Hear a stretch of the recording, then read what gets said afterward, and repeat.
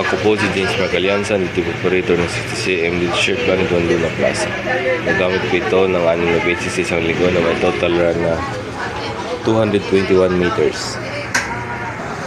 Ito po yung head, copy, wiper. Ito naman po yung tamang pag-head clean.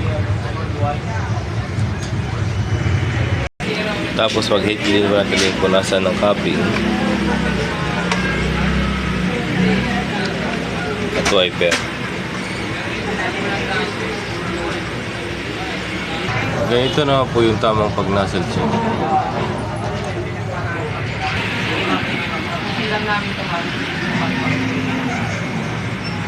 Buo naman po siya. Ito po yung waste tank, ABR, ground wire. Ito naman po yung ink tank na sa tamang level naman po. Ito naman yung mga use ko at unused. Meron pang 16 na white, 2 yellow, 2 black, 3 magenta, 4 na cyan, 7 solution, 9 na powder, at 5 pin. Ito naman yung consumable monitoring po. DTA pin, Dewey solution, DTA powder, white, black, yellow, magenta, cyan. Ito naman yung monthly maintenance list ko.